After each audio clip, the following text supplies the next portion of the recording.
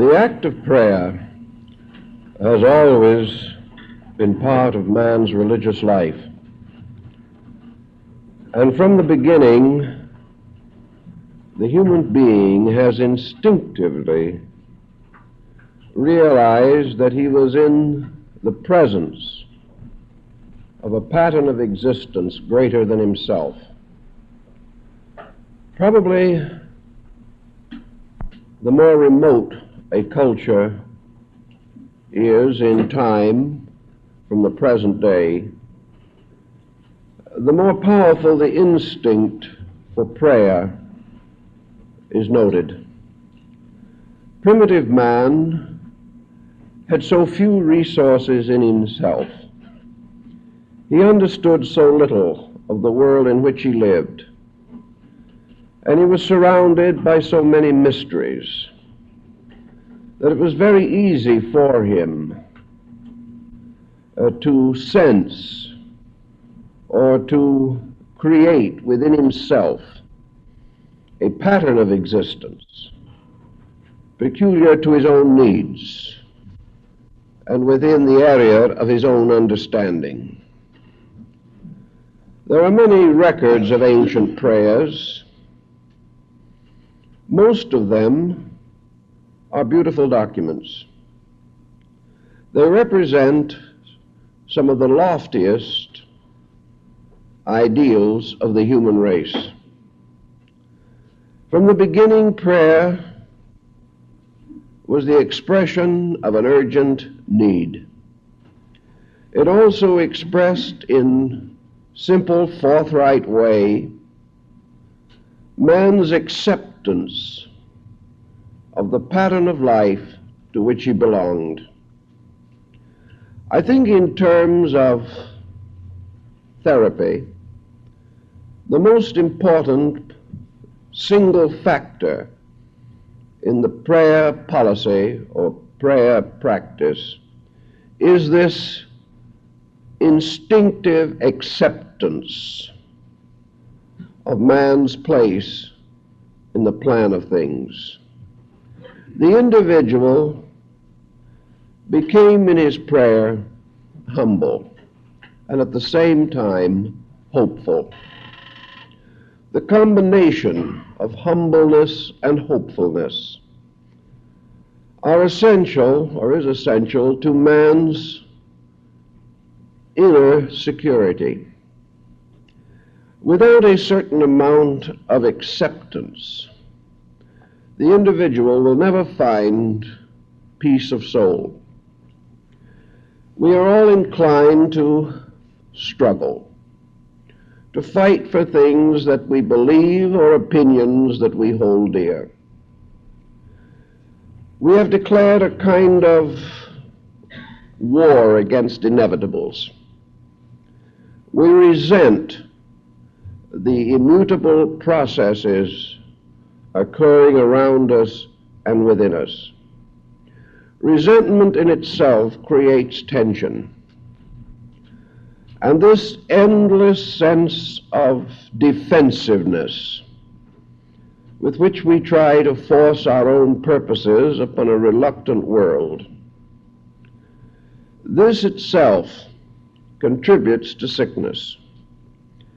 It causes us to live in a more or less continuous agitation, burdened with the most negative attitudes which we can hold or conceive.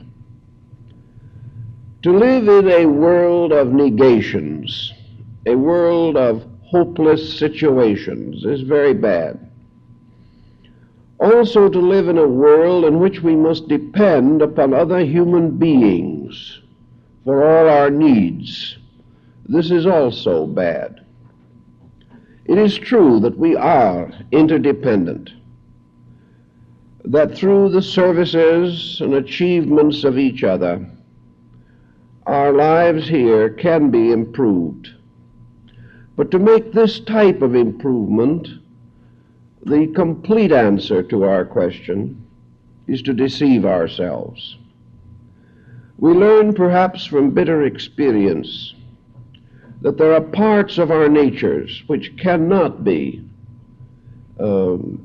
understood by other people, problems which people cannot solve. The solution must come from within ourselves, from our own attitudes and our own acceptances.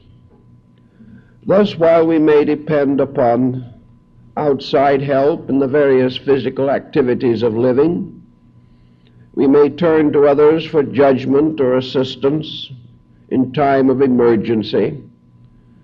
Still, there are other kinds of emergencies which are very near to us, for which outside help is of small assistance.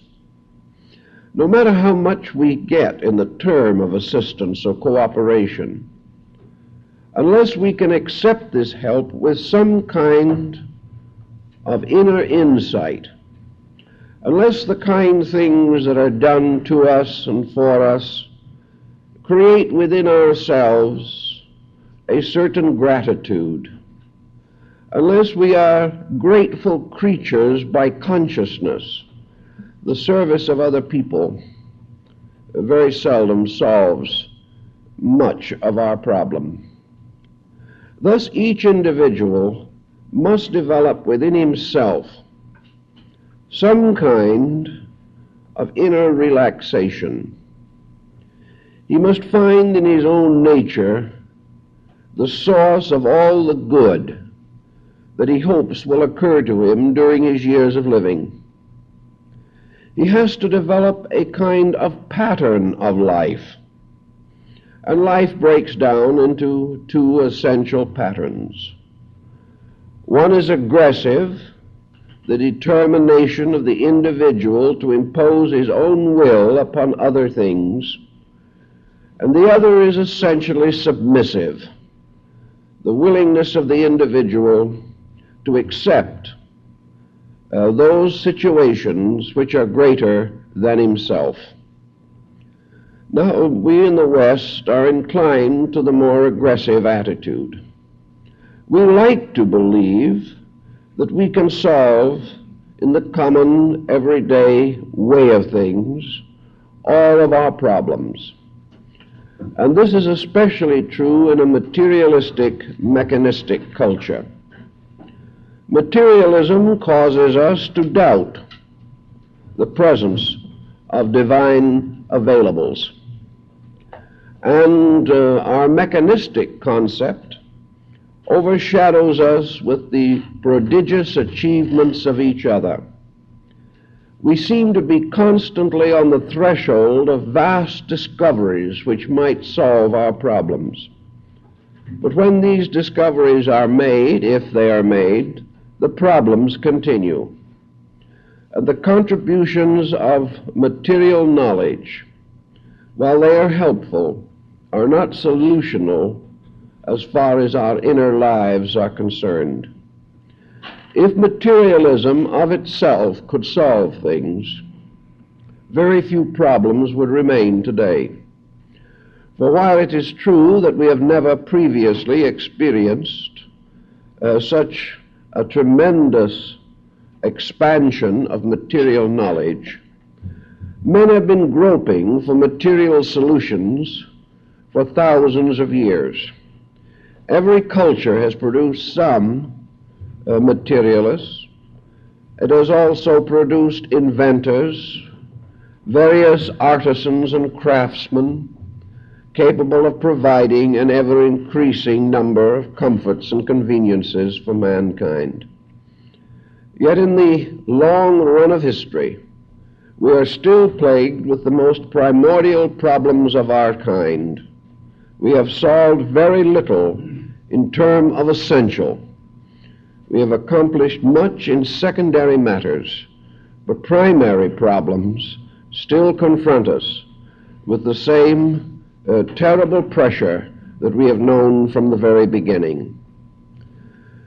So I think we have to assume that man's effort to conquer the world as a means of the solution to his own problem is a very desperate and unreasonable attitude. We can solve many things, but the problems always remain.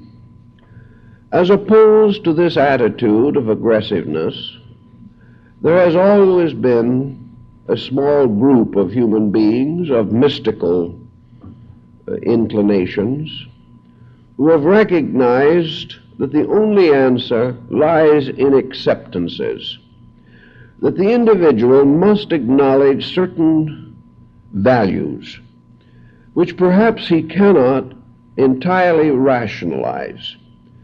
But these problems, though imponderable, are real and immediate. And from the need for acceptance, there emerges a very large pattern of consequences, of situations that can be met only by humility. And with our acceptance comes this factor of humility. The individual acknowledging that he is not master of others or masters of his world. This realization that we are part of something, that this something of which we are a part extends far beyond the mortal framework that we can daily observe. This pattern goes beyond cities and nations and policies and laws and leagues. It has much deeper meaning than treaties and obligations of a political or legislative nature. Man has built this tremendous material way of life upon the surface of a natural sphere. And this sphere continues its natural course regardless of man, carrying him as it always has in this great circular march or procession around the sovereignty of the sun.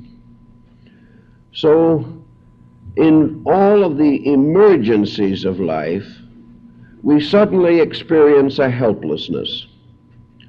We have to have some form of inner stability.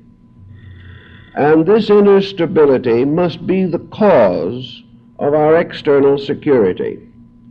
Our popular attitude has been that if we could create social security, if we could create a civilization in which man was made safe for man, all other good things would come to us.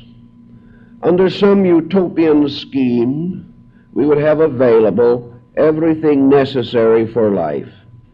Crime would diminish. Poverty would cease.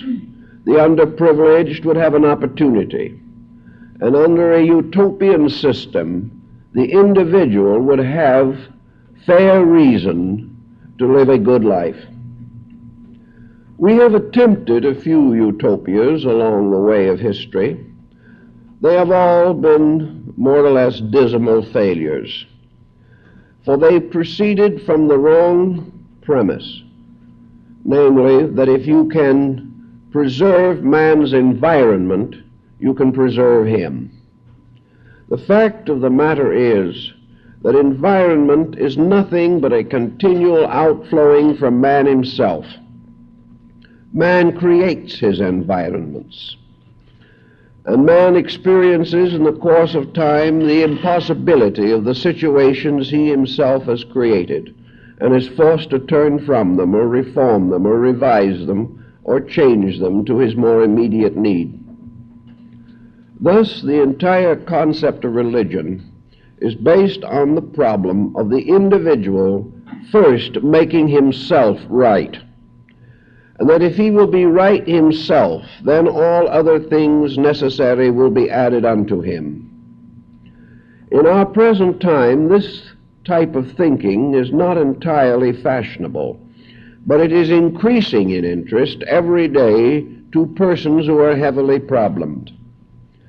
Of those heavily problemed, probably those under intense psychic pressure are carrying the heaviest burden. The individual who is sick in himself, whose life values have collapsed, who is unable to control his own mind or emotions, who is unable to regulate his own actions and moderate his own conduct. Such an individual is probably as sick as any human being can be. This is not the kind of sickness that can ordinarily respond to the healing procedures of our time. And because of this peculiar mental disintegration that seems to be increasing constantly, psychology was more or less created. It came into being to meet this urgent problem of man's inner life. Unfortunately, however, psychology really began to crystallize before it even had a chance to mature. And little by little, the psychologist has fallen under the delusion which he was really intended to correct, namely the belief, once again, that it is possible by scientific or rational means to change the inner life of the individual with or without his consent. That what might be termed normalcy was a technical situation which could be brought about by scientific means alone. Here we have found again that we were desperately wrong. Sometimes the psychologist is able to convince an individual of his own mistakes, to show him why and how the difficulties through which he is passing are due to his own wrong attitudes toward life. If the psychologist is successful in doing this, he has certainly made a valid contribution. But too often the victim or the patient is in no condition to actually solve the situations which the psychologist points out. Instead of being able to take this useful information as to his own mistakes and settle down to the quiet process of correcting these mistakes, the patient suddenly discovers that to correct a situation, to change one's self, to settle down to the quiet process of remaking our own personality, such a procedure requires skills that we do not possess. We do not possess them because we have never been encouraged to possess them. We have had very few examples of such possession to assist us. We have never been taught the rudiments of self-culture. And lacking the information, we are like a person presented with an advanced mathematical problem who has never taken primary arithmetic. We may recognize the advisability of change, but we lack within ourselves the strength of libido. We lack the force to bring about change in ourselves. We become again one of these procrastinating mortals who perhaps will say, when I retire from business, when my children are grown, when my responsibilities are less, then I will attempt this magnificent experiment in self-culture.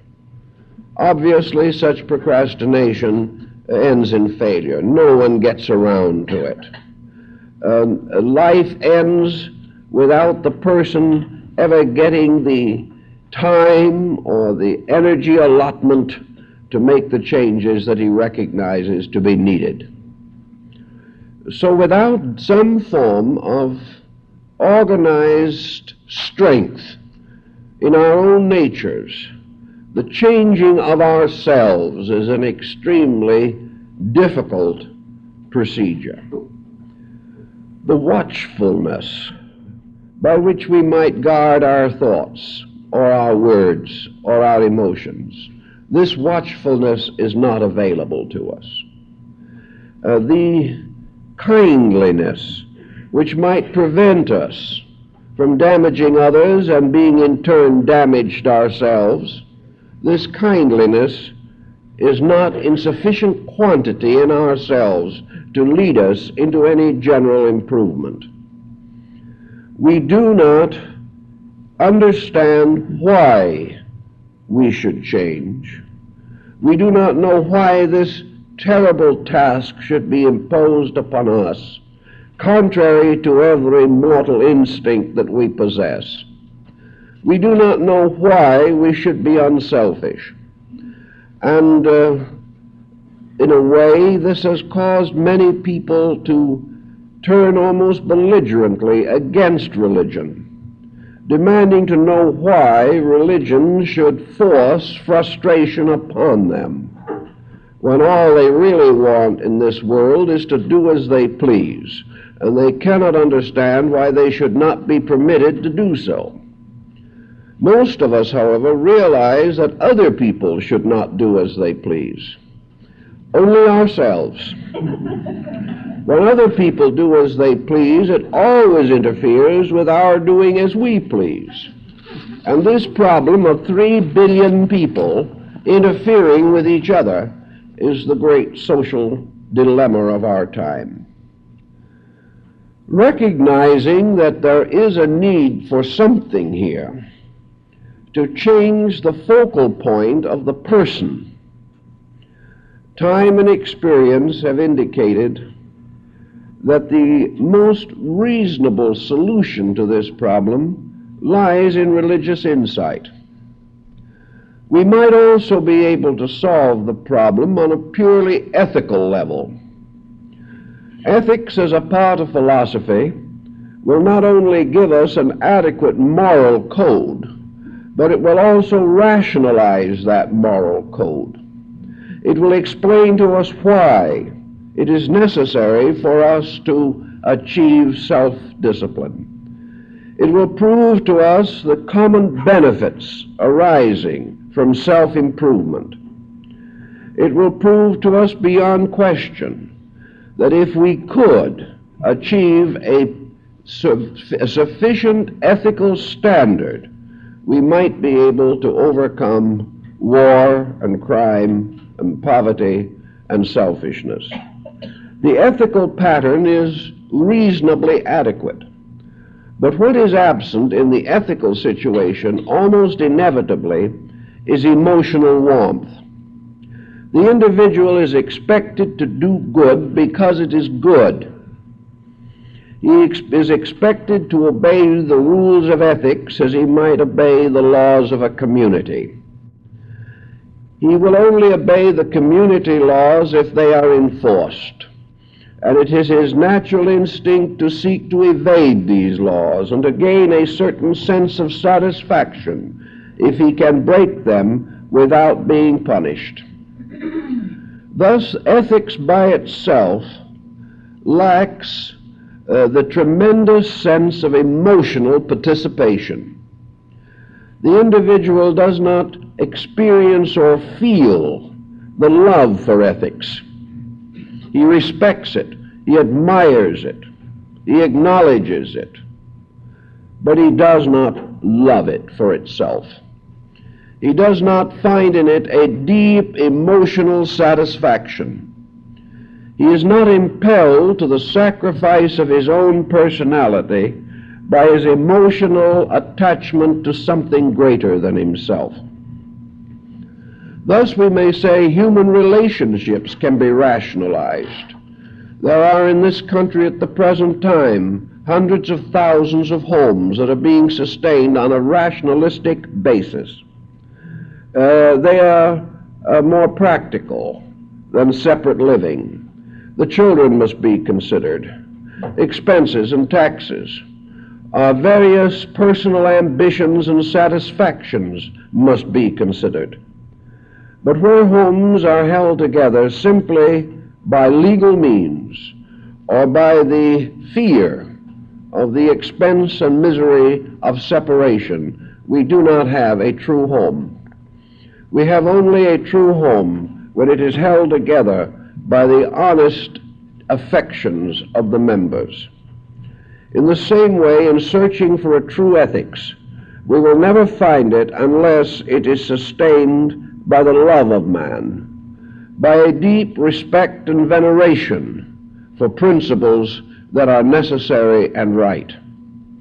This has always been the weakness of ethics, and is the reason why a materialistic culture, even though it may have strong ethical principles, seldom survives any great length of time. Ethics are certainly better than nothing, but they are not the full answer to the situation. Where you find a parent, for example, fulfilling its duty to a child, a duty founded in ethics, we can still have a very inadequate family life unless the parent has a real deep and personal affection for that child. And this affection transcends the parent's love for himself, causing the parent to be willing to sacrifice his own pleasures for the good of the child, and to make this sacrifice joyously because of affection. Where this situation does not prevail, the child is cheated of a very large part of its proper environmental assistance.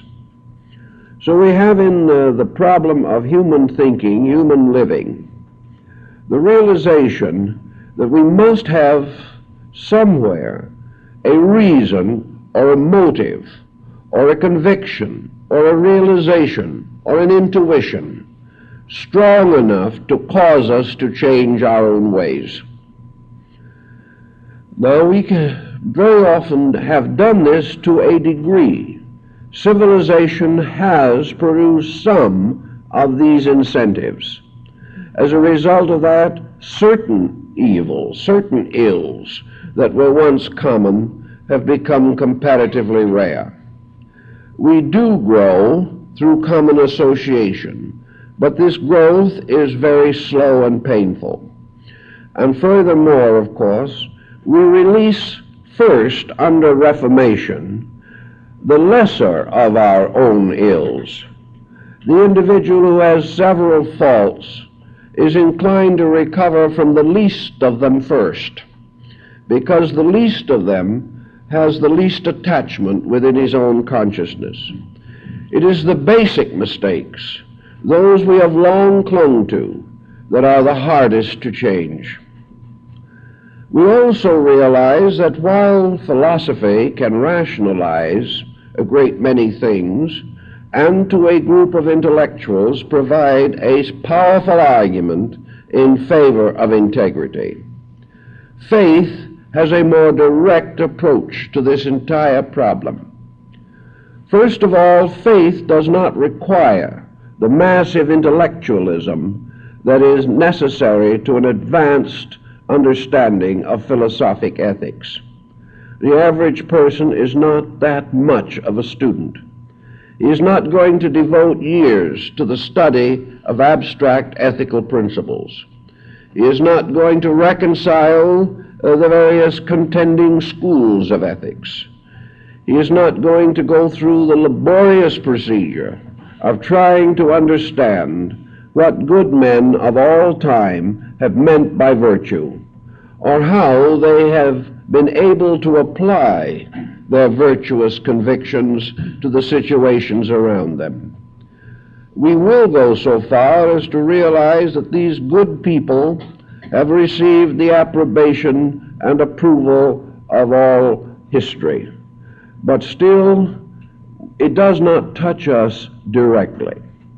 It is too big a problem, too remote from our daily experience, and too exhausting to our already rather fatigued natures. This is especially true if we are under psychic stress, when we are in the poorest possible condition to study anything, and will most certainly find that our own resources are too sick to support us in this quest for a noble learning. It doesn't seem to be possible to work things out on this basis. On the other hand, faith presents us with something that cuts through most of the red tape that involves living. Faith has about it a simpleness, a directness. And in faith, by some wonderful circumstance, we bind together both wisdom and ignorance. We take the person of great learning, as in the case, for example, of a Plato or a Pythagoras, and we find that this learning has finally consummated itself in a tremendous vital faith. If philosophy had not led ultimately to the experience of faith, it could never have survived as a method of instruction. Philosophy merely provided the rational material upon which to build the foundation of an abiding belief in something. On the far opposite point of this, we have the person who is not philosophical, who has no intention or inclination toward the improvement of his mind to this degree. He would be the last to assume that he was capable of being philosophically oriented. To him, the only approach to life that is solutional is a very simple and direct acceptance of values which he cannot fully understand, but which he admires, which he inwardly realizes to be reasonable and true, without the intellectual procedure of attainment. Faith, therefore, becomes a very simple, natural approach to conviction. And from faith we gain certain very simple and natural convictions useful to us. Faith, for the most part, is founded upon some religious conviction. Faith is the individual accepting the great spiritual teachers of his race, accepting the religious organizations that minister to his spiritual requirements, accepting the scriptures and words which he believes to be inspired and to have descended from holy or divine sources. So faith causes the person to accept a pattern like the Golden Rule, or the Sermon on the Mount, or the Lord's Prayer, without attempting to analyze his faith, without trying to decide what language these documents were first written, without trying to explore or examine the possible alternate meanings of words, without going to the laborious problem of trying to find out to his own satisfaction whether these words were actually spoken by the teacher to whom they are accredited, or whether they were devised at some other time. All these problems, which must constantly plague the scholarly mind, are fortunately not likely to perturb the devout and simple and sincere believer. The believer's primary problem always is what I believe believable to me? In some instances, the answer is in a negative. The various patterns of belief with men change. That which we believe at one period of life does not seem to be acceptable at another. We are disillusioned for one reason or another. And because of this disillusionment, because of experiences which undermine our faith, this factor in our consciousness may increase or decrease at different periods of living. Actually, however, faith is not finally based upon persons, even though these persons may be messiahs or great prophets. Actually, faith is based upon the integrity of the message itself. Faith is based upon our own immediate recognition of the virtues of concepts. Faith is based upon the fact that in our hearts we know that these words have a ring of truth in them, no matter who said them or when they were said. Faith, as it unfolds, therefore, is not easily disturbed by controversy or criticism. It is more likely to cling to the dreamed ideal, to cling to something that is so noble, so beautiful, so acceptable, that we no longer even have the inclination to doubt its authenticity. A fair example of such a sense of faith and acceptance lies in the Golden Rule. This has been propounded all over the world by teachers for at least 3,000 years of historic time. We do not question it. We do not need any more to try to decide who first revealed it. It belongs to something that it seems reasonable in ourselves to accept. We cherish it whether we can fulfill its demand or not. And even while perhaps we are breaking it, we know that the Golden Rule is good. Out of our various experiences in living, we come therefore finally to the acceptances of certain good things which we have, by experience itself, come to admire or to acknowledge or to affirm. And in this very process of faith, we discover a part of ourselves that previously perhaps had not been apparent to us. We are sometimes surprised to find that inside of us we believe more beautiful things than we would intellectually acknowledge. Sometimes in our mental processes we are disturbed by our own faith. Sometimes we wonder how we can hold on to beautiful convictions when our lives have become so heavily troubled in the material and practical things of daily experience. The fact seems to be that within ourselves is this ever-flowing fountain of faith, that in our own natures there is something at the root of ourselves which intuitively senses reality, that finds in that which is essentially beautiful and essentially good a great consolation and comfort, a sense of well-being. And unless we are terribly conditioned against it, this natural instinct comes to our assistance and makes the act of faith easier for us.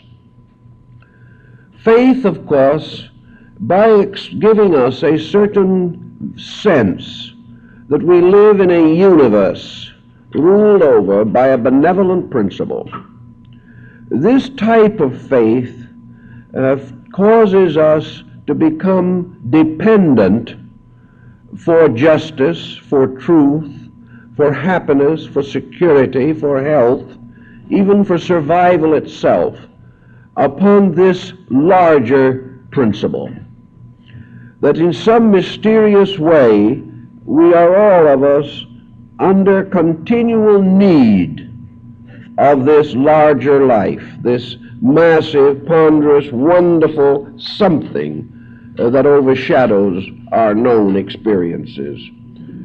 Under these conditions, then, it is not hard for us to gradually come into a receptive relationship with life, an accepting relationship. For those things which we cannot do in our own way and for ourselves, we must seek help. And if these things are obviously proper and necessary, we must have faith that nature can bring them about. Faith, therefore, creates also a sense of continual expectancy of good. Whereas the person who is seriously afflicted in his judgment becomes constantly expectant of ill and meets each new infirmity as something to be expected, faith causes us to become hypersensitive to good. It helps us to recognize a greater amount of universal benevolence operating around us and in us. The critic overlooks the one thing that is good and emphasizes in his own consciousness the 9 misfortunes that have occurred. The devout person has a tendency to forget the misfortunes and to make much of the one thing that was very good, and by so doing accomplishes a therapy for himself. For faith is a healing power.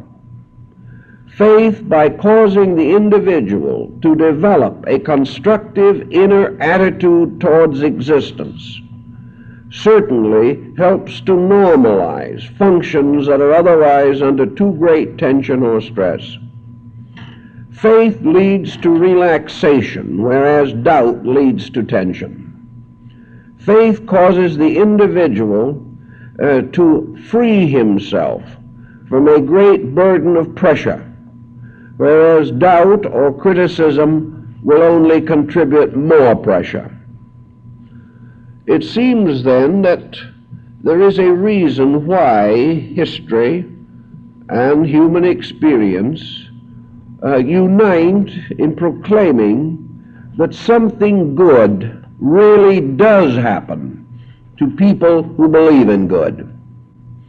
Whether this good occurs because they have tuned into some divine source of good, or whether this good arises from the improvement in their own attitude toward life, is not the problem for the moment. The problem is that faith heals sickness, and the lack of faith contributes to sickness. Of this there can be no doubt. The individual without faith, without inner believing, without the power of accepting the situations that arise around him, this individual is too brittle. He lacks the ability to adapt and adjust. He is deficient in gratitude, and in that way alienates his friends. He is deficient in unselfishness. Therefore he imposes upon others who become embittered. He is deficient in forgiveness, and because he does not forgive, he is not forgiven. He is hasty in judgment, and because he judges, he is judged. So out of the lack of the gentleness, the kindliness, the compassion which comes to him from a strong inner faith, he continues to compound his own miseries. And little by little, wrong habits transform themselves into ailments. And the person who has lived the first half of his life by an unhealthful mental and emotional standard is apt in the latter part of life to suffer physical ailments, which detract from his efficiency and his comfort.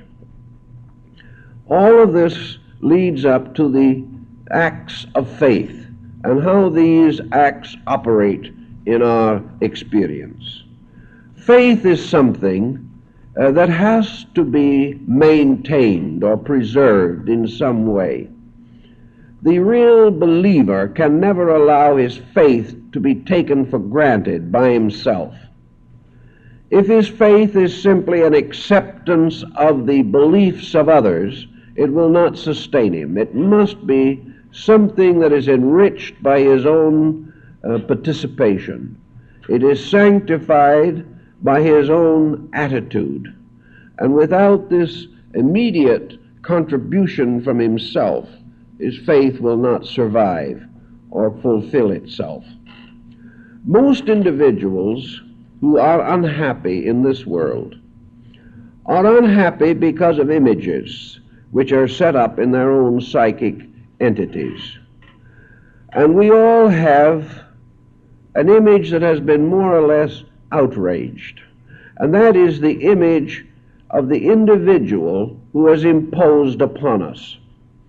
the image of an experience or a sequence of experiences in which some simple natural need, which we reached out to fulfill, has been blighted or has been in some way exploited. Therefore, most psychic problems relate to disillusionments. They relate to the individual who never had the experience of a good childhood, who never found in earthly parents companionship or understanding, who reached out for love and did not gain the love they needed, particularly in those formative periods when their mental natures were not able to cope with disillusionments. So in every person there seems to be a great need for a parental power, a great need to believe in something or someone who is true, who is real, who cannot and will not fail, and who has a certain immediate sympathy for the weaknesses in ourselves.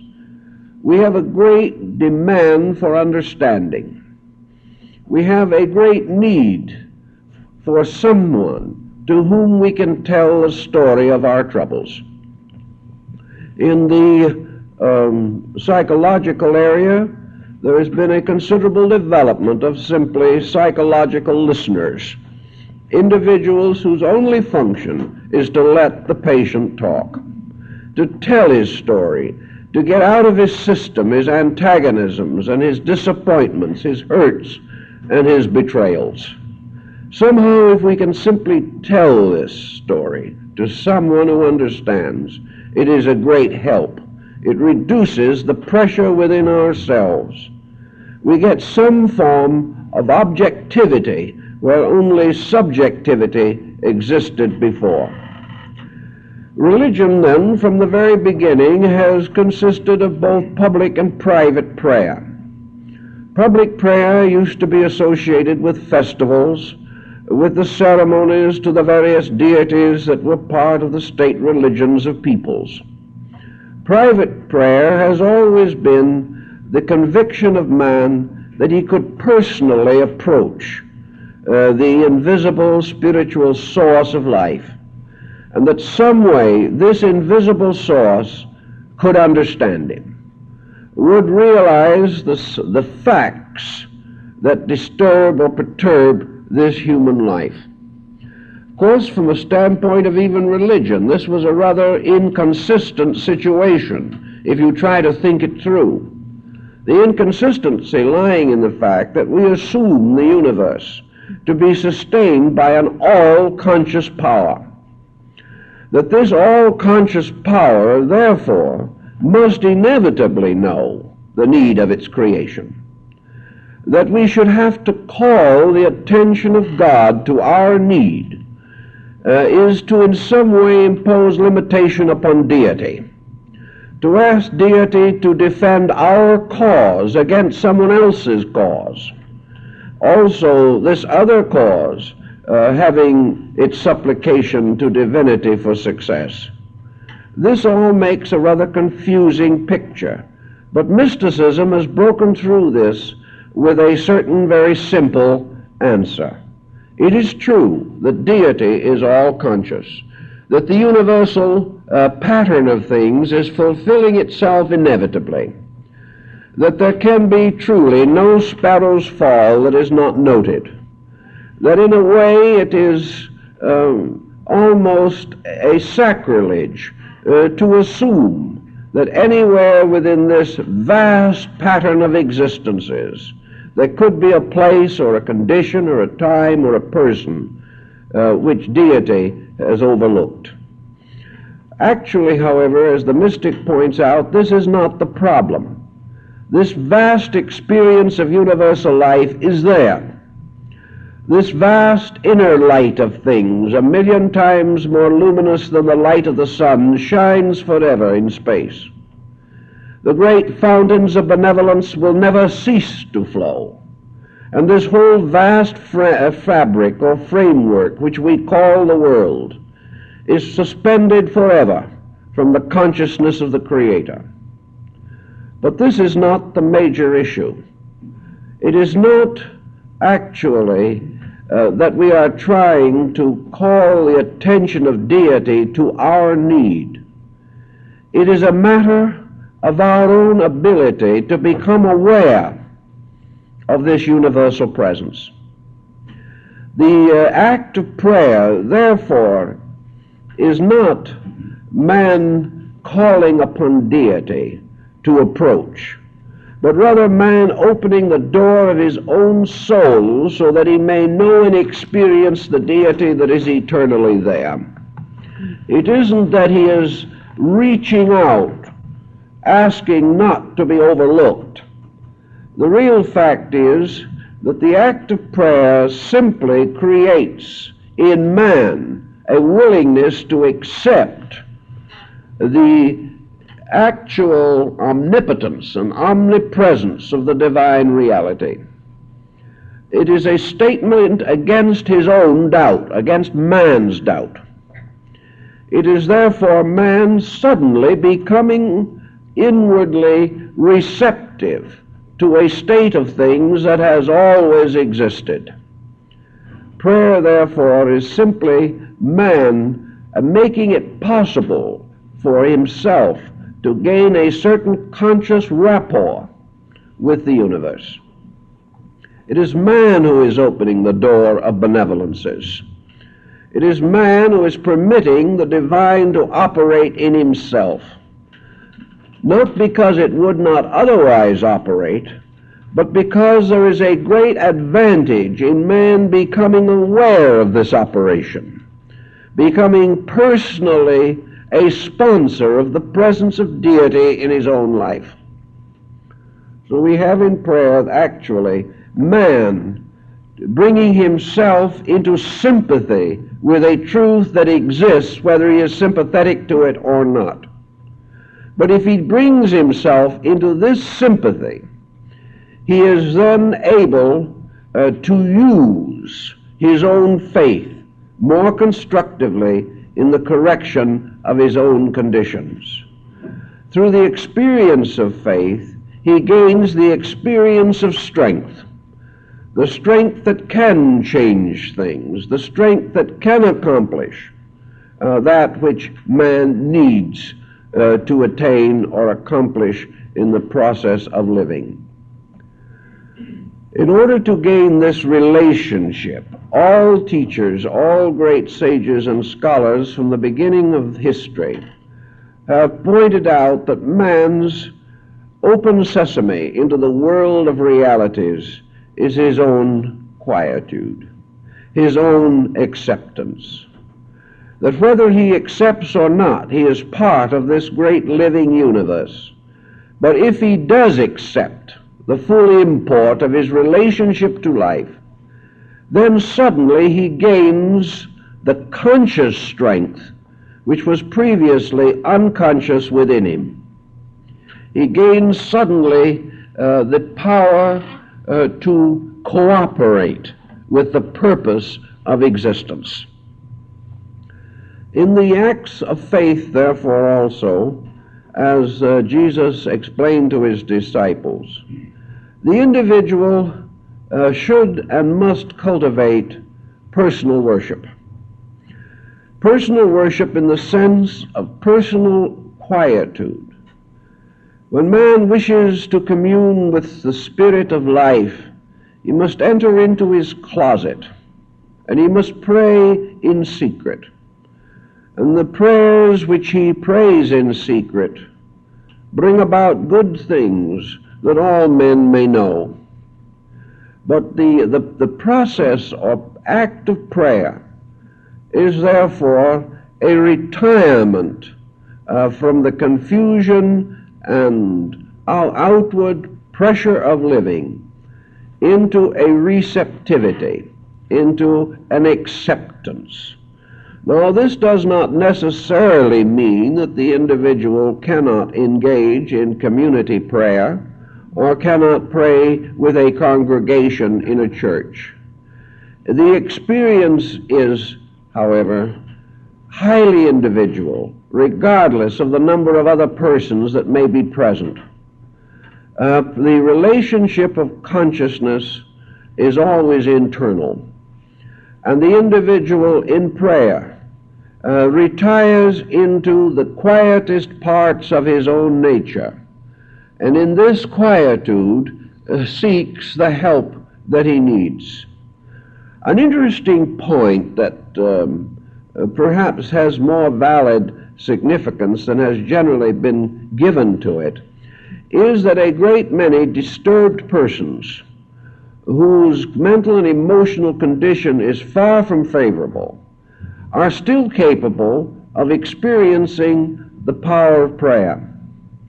Many individuals whose orientations in this world are very badly upset can still experience the act of prayer. The individual who perhaps has lost faith in almost everything is still capable of prayer. He is still capable of reaching out in his emergency for help. Unless his mental nature is completely demoralized, he finds that in many degrees of psychic difficulty, his power of prayer does remain and is available to him. This is true also of narcotic addicts and alcoholics and others who are under very definite personality defects. These people can still pray, can still experience the benefit of prayer, and in many instances they have been very greatly helped by religious programs such as Alcoholics Anonymous. The religious phase of man, it would seem, is continually fighting to come through. It is still struggling even after apparently all is lost. There is somewhere within man, therefore, an extraordinary receptivity to devotion. And this is one of the last faculties that depart in the case of a dangerous mental ailment. Up to the very point of dementia, the individual still has this sense of hope that there is somewhere, something in the universe that he can reach out and cling to in his desperate need.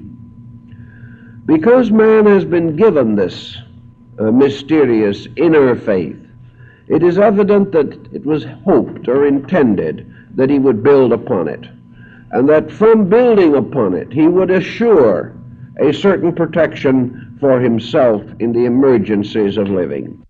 Consequently, most persons are better, more successful in their various projects, better adjusted as human beings, if they can create a certain alternation between aggressiveness and acceptance.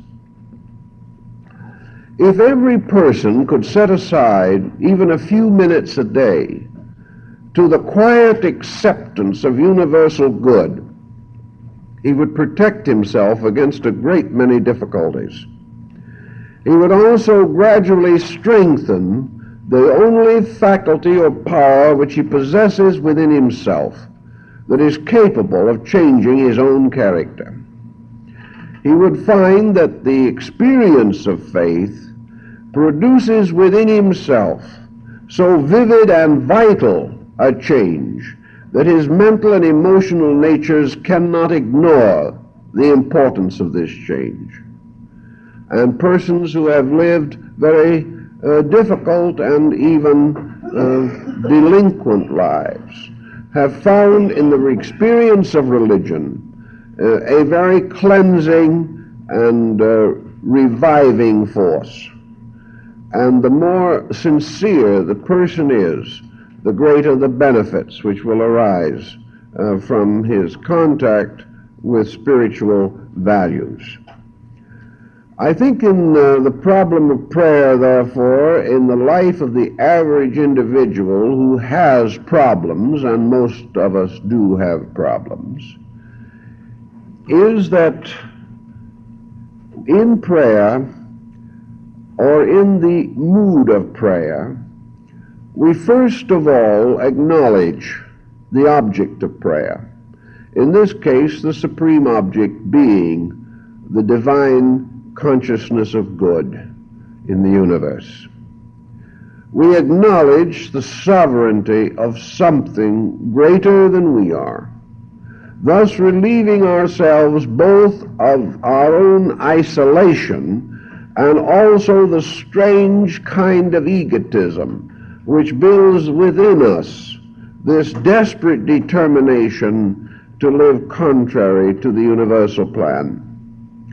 So our first real advantage in prayer is that as we think about it, as we prepare ourselves for it, there is a certain quality of reminiscence arises in us. We realize a little what is meant by prayer and why we pray and to whom we pray. And all of this is a quiet restatement that we live in a universe of divine plan and divine purpose, that we live within the substance of something which is great enough to permit us to have an everlasting faith in eternal good. If we can just have this mood, only the sensing of it, it becomes a very great help to us.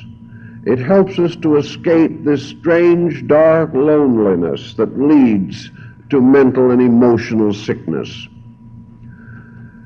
The second point in connection with the problem of prayer is our attitude for what shall we pray. And here our own insight gives us a certain understanding.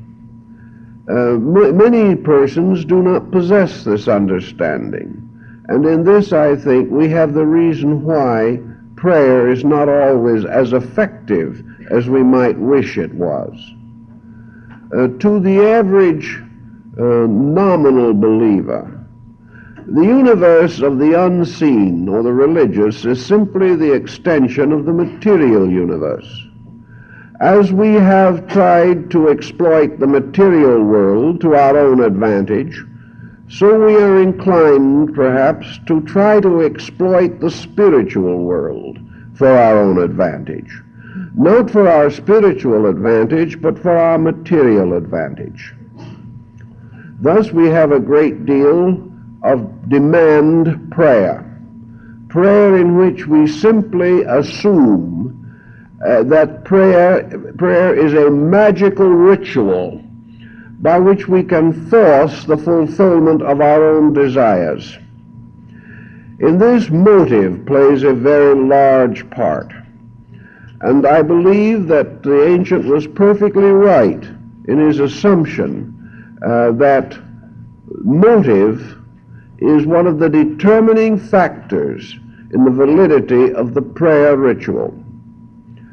If we try to use prayer as an evasion, as a means of avoiding the legitimate experiences of life, if we try to use prayer to ask God to influence someone else to do what we want them to, I think we're on the wrong track completely.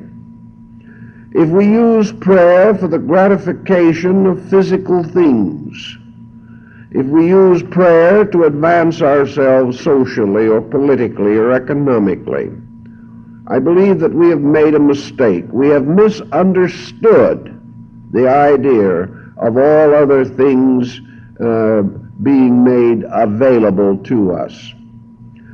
The actual purpose of prayer is not that we shall change with the help of God our environment, but rather that we shall unfold with the help of truth our own lives, so that we should not assume prayer to be merely a religio-scientific procedure for the gratification of personal desire. If we do this, we do not really enter into the presence of God with humbleness and acceptance. In the old stories of the tabernacle rituals of the Jews of the Old Testament period, we are told that the high priest, when entering into the Holy of Holies to offer prayer to the mysterious power of the Shekinah's glory, could not enter the Holy of Holies without first removing all of the robes of glory. He must enter into this holy place without worldly ostentation, without any sense of personal rank or preferment. The same was true in Egypt. When Pharaoh entered into the presence of the great gods of Egypt, he had to leave behind all of the insignia of mortal rank. He had to leave behind all of the prestige and special privileges of rulership. He could only go as a human being with a great need in his soul to ask help. He could not go as a king or a prince. He could not go in any sense in the vanity of his own worldliness. And as the worshiper was required to remove the symbols of his external estates, so in the ritual of prayer, he was supposed also to leave behind the requirements, needs, and inclinations of his material estate. He was coming as a child into the presence of his Father. He was coming as one seeking to know, seeking instruction, seeking to come into understanding of that which was divinely right. He was not coming for the gratification of his own desires, but that he might open himself and remain receptive to divine desire. Thus, in the prayer situation, the great importance of trying to free the mind from all ulterior motives. Because if we go into the holy place, as the ancient Israelite believed, with dislike for our neighbor in our hearts, we entered in vain. If we went in hoping that we could find some divine assistance for the embarrassment of our adversaries, this also made us unfit for worship. We had to go in solely because we were children seeking the consolation of spirit from communion with the eternal parent. If our attitude is right in this, even for a few moments, it is a constant daily restatement of our own conviction about reality, about truth, about principles, about God, nature, and man. If our motives, therefore, likewise are as they should be, we then do become intuitively receptive to something. Those who enter into the prayer relationship with the simple, unworldly search for insight receive it. They may not receive cosmic consciousness or suddenly find the universe unfolding in all its majesty before them, but they enter into a situation in which a simple need is met. They bring an empty bowl into the presence of the deity, and the bowl is filled with the divine wisdom and the divine love. They receive this nutrition that is not of this world, and by the simple strength which comes from the restatement of a basic faith, they go out and carry the burden of living with greater dignity. And if this is part of a regular life pattern, it certainly does enrich character and ennoble understanding. It makes the person a better, a more relaxed, more peaceful, more accepting human being. Yet in all of this there is no compromise of principle. Rather, there is perhaps a clearer insight into the immutability of law than we can gain in any other way. If we could carry a little more of this insight with us into our daily action, we might realize that this world in which we live is within the providence of a much greater power, that its laws are immutable, inevitable, and unchangeable, and that it is man's duty to adjust to these and not to attempt to force his own purposes upon all other persons. In many ways, the old concept of prayer, as it was taught by the Pythagoreans and in ancient India, this concept of prayer was very close to meditation. It was the beginning of a meditative discipline. Among those who were dedicated to the holy life, this meditation discipline was more extended. But it was still man becoming quiet and receiving light into his own receptive nature. Prayer assumes that man is receptive to truth, and later, as he goes back into objective living again, this spirit of receptivity stays with him to a degree at least. He is more receptive to knowledge. He is more understanding of his neighbor. He is quicker to sympathize. He is more easily enlightened by the experiences of life because he has learned to accept them rather than to rebel against them or to rationalize them or to confuse them in his own mental habit processes. So in prayer, for the average person, we have this meditational factor. This concept, which is simply to restate in the simplest form that we know our peculiar realization of need, the need that every living thing has for the life of which it is a part.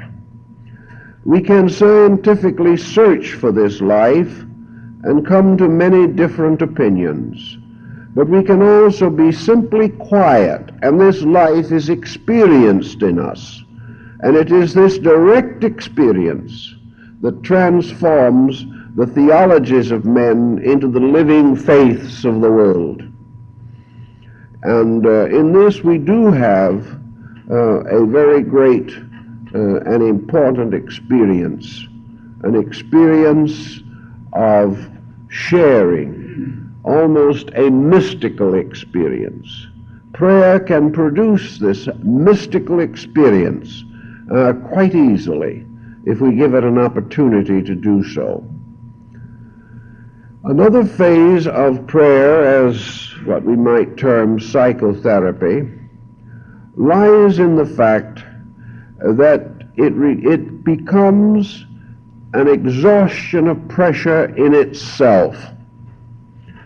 Pressure exhausts by subsiding. Pressure is merely energy poorly used, usually whipped by the mind or by the intensities of the emotions.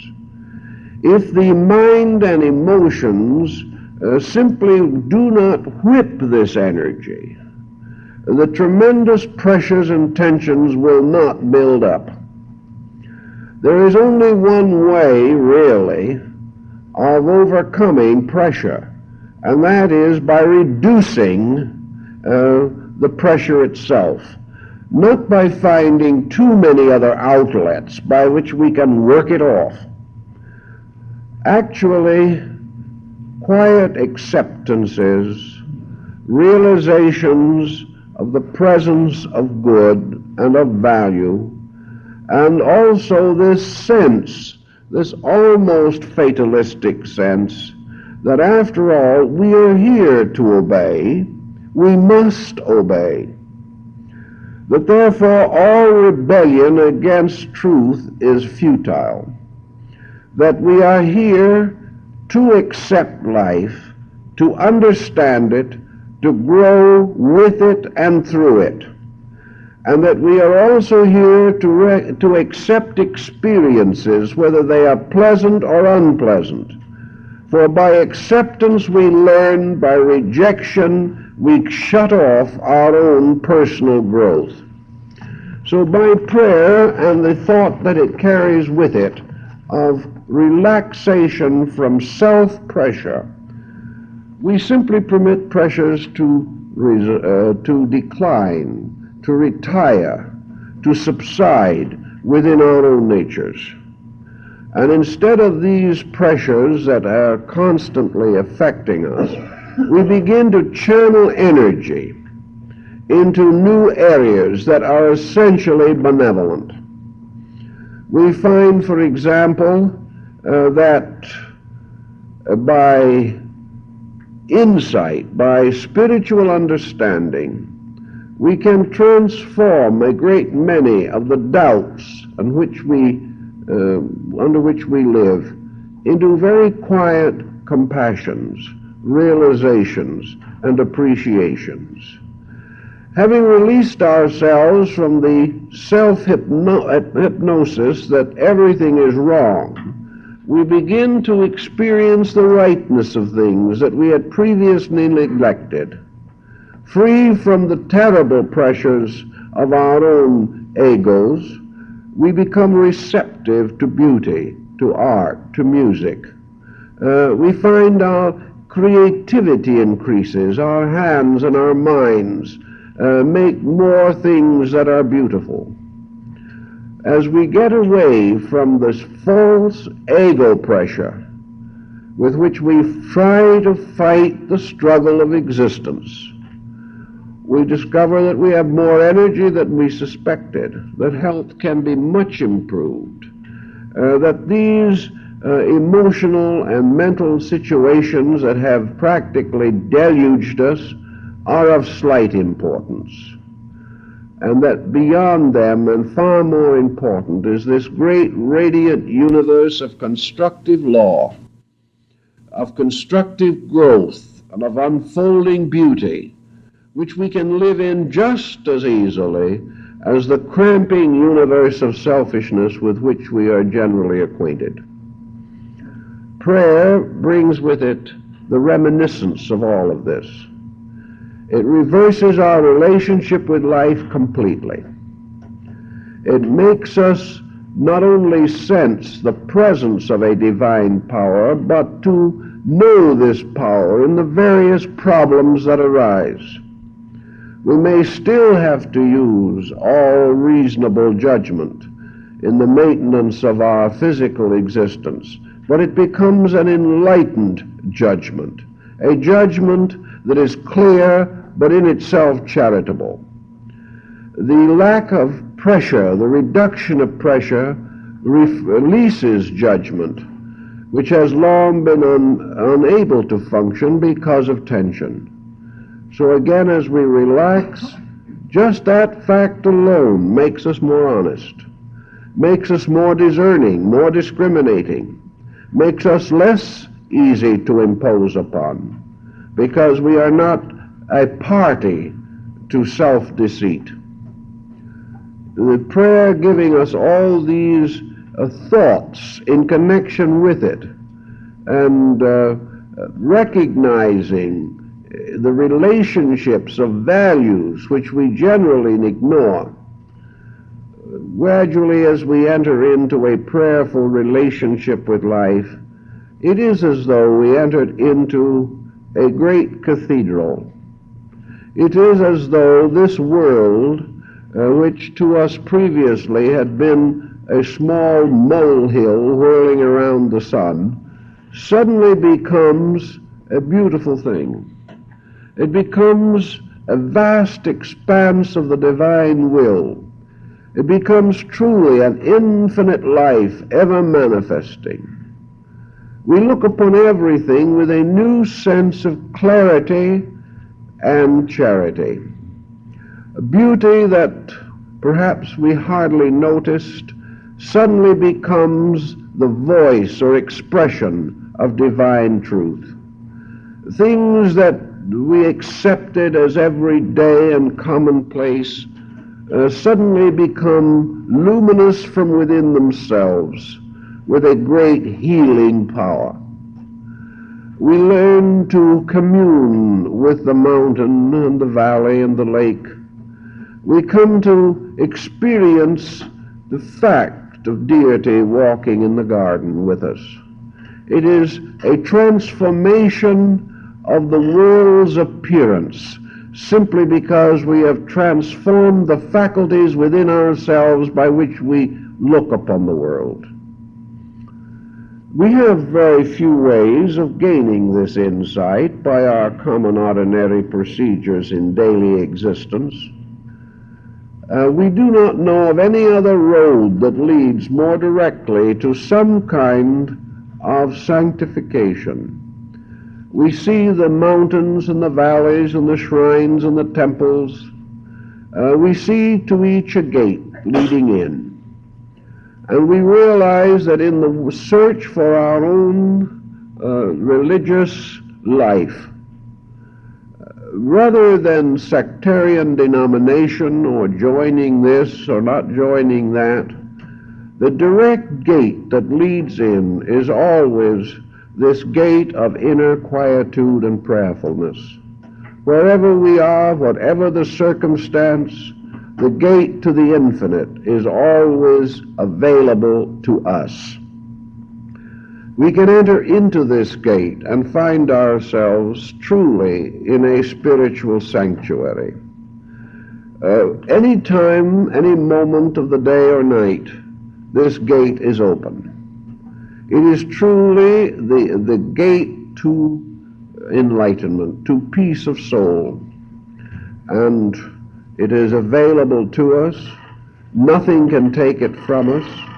Whether we are in the most peaceful environment or upon the battlefield, still this gate, the gate to the infinite, is always there to be achieved by the individual who is quiet, who comes gently and lovingly into the sanctuary of his eternal parent. This cannot be taken from us by any of the ordinary vicissitudes of life. It is always our right and privilege, in time of stress or in time of pain, to restate our faith. And the daily restatement of faith, even in its simplest form, if it consists merely of simply being quiet for a few moments and sensing or realizing the divine universal presence and voluntarily dedicating ourselves to the service of that presence, this simple process is probably the greatest prayer of all. It is not a prayer for what we want. It is a request that we shall experience the availability of the divine power at all times and in everything. That it is our own blindness that creates false worships and false fears. That we cannot experience the presence of God without being strangely released from fear. And that as we really believe, so our faith becomes very great. And in the presence of faith, we can truly walk upon the storm of life and say to the waves, "Be still," and they are still. It is to understand through things, to sense their innerness, and to establish forever for ourselves the little path that leads from this world to the eternal. And every prayer is a step on this path, a step voluntarily taken, a step which we take because we recognize that this is the old and only way, that it is the proper way, that this way was provided for us, for there was never a time when the path that leads to truth has been closed against us by the heavenly powers. The only doors are the doors in ourselves which we have closed against the light. So if we relax into this, we find that every human heart is a gateway into the eternal. And through our own hearts, we can find our way. And through our own prayers of understanding and sympathy, we can know the strength that we need. For if we are quiet and we simply acknowledge deity, we must at the same time acknowledge the inevitable availability of everything that is necessary. This quietude, this peacefulness, will help us, for it will create a new relation between us and the pattern of existence. And this relation, as it becomes stronger, will overcome our sense of the obsession of worldly problem. Today we are little people with a very great problem. Today we are struggling along through the years, bewildered by the responsibilities and tensions of life. This is not what was originally intended. The only way we can solve this problem is to understand through it, beyond it, and above it, recognizing the true values and the true laws in things. And if we are quiet, the emergencies reduce, for nearly all emergencies arise from ignorance. And that which has its heart and mind dedicated to light will survive its own ignorance and remedy it and finally achieve true insight. So in the daily practice of prayer, we are simply restating for a moment the legitimate sovereignty of deity over its world. We are admitting that beyond the plans and aspirations and schemes of mankind, there is an eternal plan. We are accepting this plan. We are resolved to stand with it, to fulfill it, to become instruments of its purpose rather than of our own personal ambitions. And allowing this plan with its natural peace and its immutable law to move in and flow through ourselves, we gradually put our personal lives in order. For there is always within ourselves this ordering power of truth. There is always a lawfulness that will make our lives lawful if we will permit it.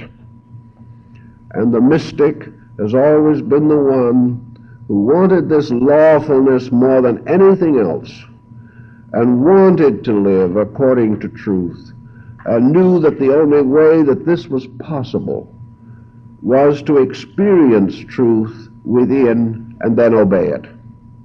This is, I believe, the full mystical meaning behind the prayer ritual, which has passed through many different phases and expressions, but is identical now, from the mystical standpoint, with the most ancient prayers of mankind.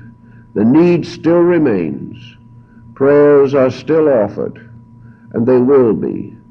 And the degree of insight with which we pray will probably have very much to do with the result of these prayers in our daily lives. Well, our time is up, so we thank you very much.